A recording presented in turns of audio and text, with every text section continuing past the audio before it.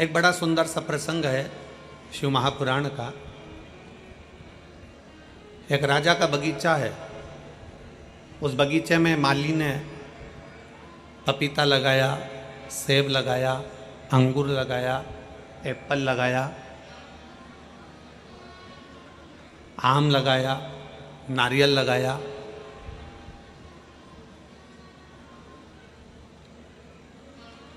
माली ने बहुत सुंदर बगीचा तैयार करा। जितने शिव महापुराण की कथा सुनने के लिए आए हैं, बड़ा ध्यान लगाकर सुनना। 5 दिन है केवल आपके पास में। इन 5 दिन में भगवान की अविरल भक्ति कर कर इतनी झोली भर लेना कि भगवान भोलेनाथ आपकी झोली इतनी खुशियों से भर दे कि अगली कथा में आपका पत्र इस व्यासपीठ पर पहुंच जाए। बहुत भाव से सुनिए, बहुत प्रेम से सुनिए, बहुत स्नेह से सुनिए। राजा का बगीचा है और राजा के बगीचे में माली पपीता भी लगा रहा है, सेब भी लगा रहा है, आम भी लगा रहा है, जाम भी लगा रहा है, नारियल भी लगा रहा है। उस बगीचे में माली ने सब कुछ लगाया। अंगूर भी लगाया, मौसम्बी भी लगाया, संतरा भी लगाया। एक दिन राजा ने अपने माली के पास सूचना पहुंचाई कि तुझे इतने दिन हो गए, कई समय निकल गया तेरा और तू मेरे राजघराने में माली मेरे बगीचे से कोई फल लेकर नहीं आया। जाओ माली के पास सूचना करो कि बगीचे से फल लेकर आए। सूचना दो माली को। माली को सूचना मिली। माली भगवान शंकर के मंदिर में, देवादिदेव महादेव के मंदिर में झाड़ू लगा रहा था।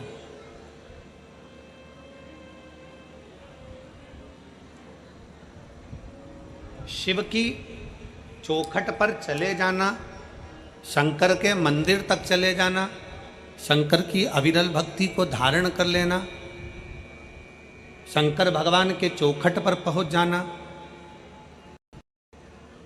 शिव महापुराण की कथा तक पहुंच जाना, या भगवान शंकर के मंदिर में जाकर 1 लोटा जल समर्पित कर देना, या झाड़ू लगा देना, या पोछा लगा देना, ये कोई साधारण नहीं है।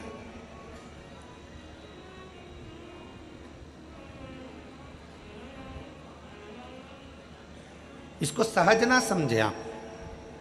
शिव के मंदिर में अगर आप 1 लोटा जल चढ़ाने के लिए जा रहे हैं, शंकर के मंदिर में अगर आप पहुंच रहे हैं, शिवालय में आप पहुंच रहे हैं, शिव महापुराण की कथा में यदि आप पहुंच रहे हैं, तो यह ना सोचिएगा कि आप पहुंच रहे हैं।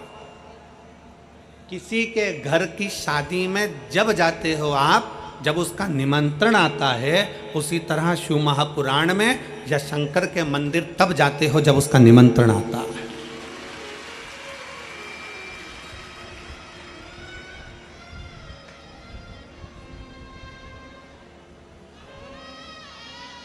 क्या पूरा फिरोजाबाद का प्रत्येक व्यक्ति इस कथा में आकर बैठ जाएगा? क्या नहीं।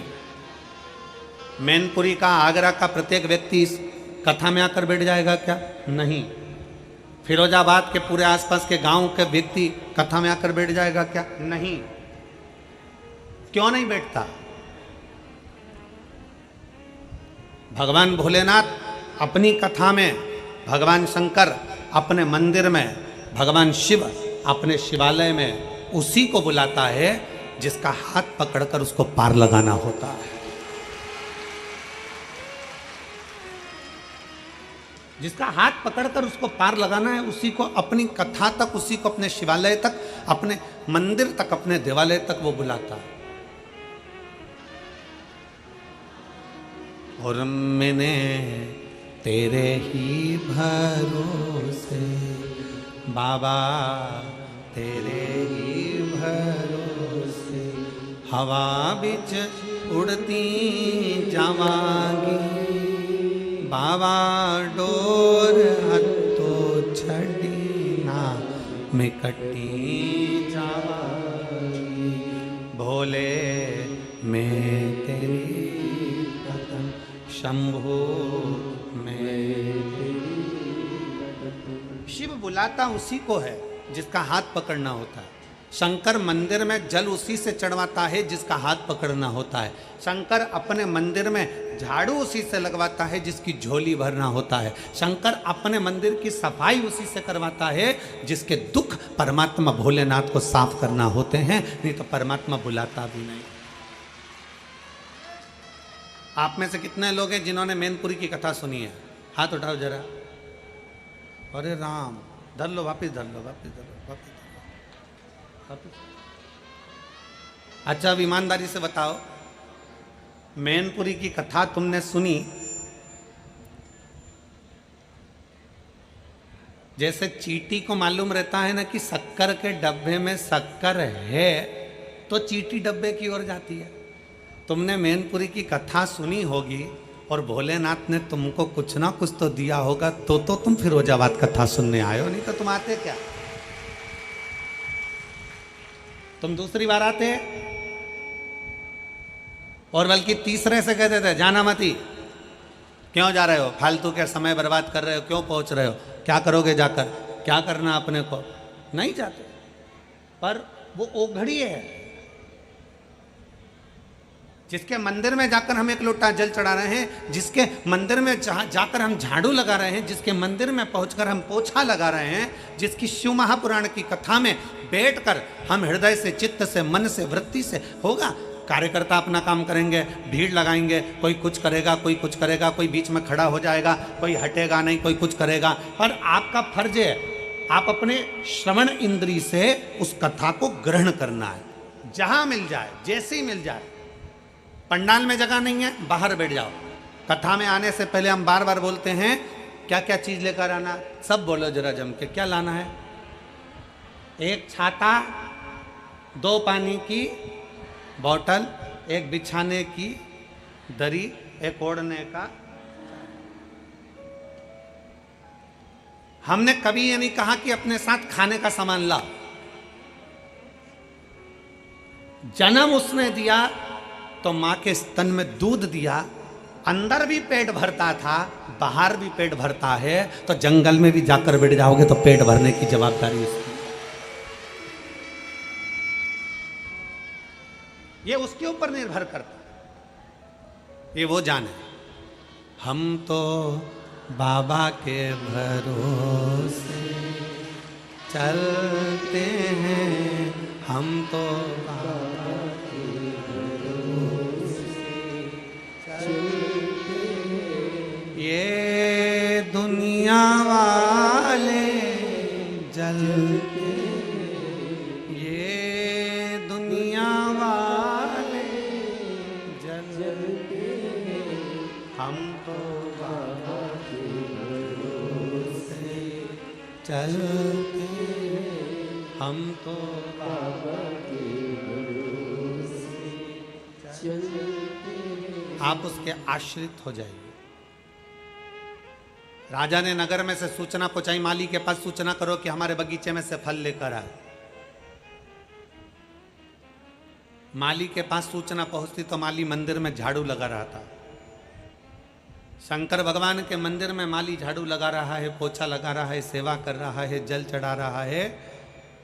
फिर निवेदन है, शिव को चढ़ाया गया 1 लोटा जल तुम्हारा बदल देता है कल। ये निश्चित है, शंकर का चढ़ाया जल कभी खाली नहीं जा सकता।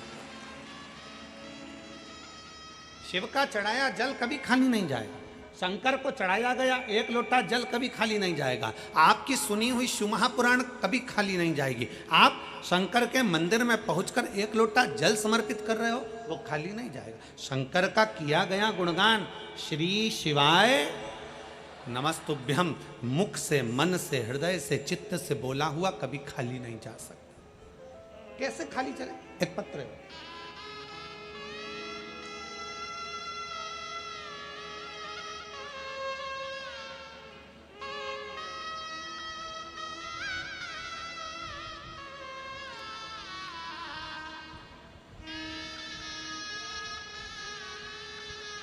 मैं प्रीति संतोष वर्मा, निवासी प्रतीक बिहार कॉलोनी, सिकंदरा, आगरा का निवासी हूँ। प्रीति संतोष वर्मा, निवासी प्रतीक विहार कॉलोनी सिकंदरा, आगरा का निवासी हूँ। कहीं बैठे हों तो हाथ हिला सकते हैं। अगर कहीं बैठे हों तो हाथ हिला सकते हैं। आप ये आ जाओ, एक बेलपत्र ले जाना चाहिए।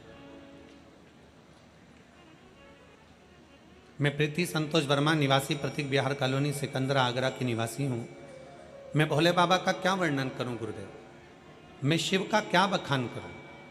पत्र को आपके सामने जो एलईडियां लगी हैं उस पर पढ़ सकते हो। एलईडी नहीं चल रही क्या? अच्छा, दिखाई नहीं दे रहा, वो गाड़ी पास आ ही नहीं रहा है। एलईडी वाला गाड़ी पास आ ही नहीं है। अगर एलईडी नहीं चल रही है तो पत्र को आप लोग आस्था चैनल पर पढ़ सकते हैं और बड़े प्रेम से कथा के माध्यम से आप उसको श्रवण कर सकते हैं।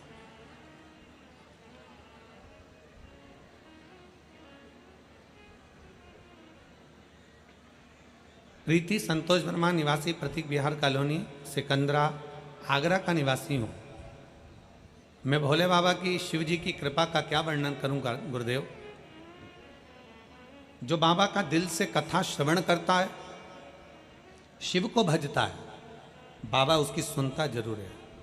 एक लोटे जल का मैं क्या वर्णन करूं गुरुदेव। आप कहते हो ना कि सारी समस्या का हल एक लोटा जल। मैंने 2017 में सरकारी अध्यापिका के पेपर दिए थे। कुछ कारणवश भर्ती रद्द हो गई, मैं निराश हो गई। 2018 में फिर दिया, 2019 में फिर दिया, पर मेरा नौकरी नहीं लगी। मेरी सास शिव महापुराण की कथा श्रवण करती हैं। उन्होंने मुझसे कहा, बेटा अब एक काम कर, तू एक बार शंकर जी के मंदिर में एक लोटा जल चढ़ाना प्रारंभ कर और पशुपतिनाथ का व्रत कर, और टीवी के सामने एक बार आसन बिछाकर कथा को सुनना प्रारंभ कर। गुरुदेव, सावन के महीने की 2023 में कथा चल रही थी। मैं टीवी के सामने आसन लगाकर बैठ गई, शिव जी के मंदिर में जाना प्रारंभ करा और शंकर जी को एक लोटा जल चढ़ाना प्रारंभ करा। उसी टीवी के सामने बैठकर मैंने ऑनलाइन पार्थिव शिवलिंग का सावन के महीने का पूजन करा। आप कहते हो कि उसमें से एक बेलपत्र उठाकर रख लेना। मैंने वो बेलपत्र को रख लिया और बाबा से विनती करी, बाबा इतनी बार मैंने सरकारी नौकरी के लिए अप्लाई करा पर मेरा नहीं हुआ। लास्ट बार इस साल मैं परीक्षा दूंगी और आपके भरोसे पर दूंगी। गुरुजी, आप कहते हो कि मेहनत को चोगना करो, अपनी लगन को चोगना करो, अपने कर्म को चोगना करो। जितनी पढ़ाई आप करते हो, आप कहते हो उससे 4 गुना ज़्यादा पढ़ाई करो। मैंने अब की बार अपनी पढ़ाई को 4 गुना बढ़ाया, अपनी लगन को 4 गुना बढ़ाया, अपनी मेहनत को 4 गुना बढ़ाया और बाबा की कृपा से 2024 में मैं सरकारी अध्यापिका के पद पर नियुक्त हो गई। मैं बाबा को धन्यवाद देने के लिए यहाँ पर आई हूँ। आ जाओ बेटा। एक लाइन अच्छी लिखी है, आप और हम गुनगुनाते हैं कि लुटा दिया भंडार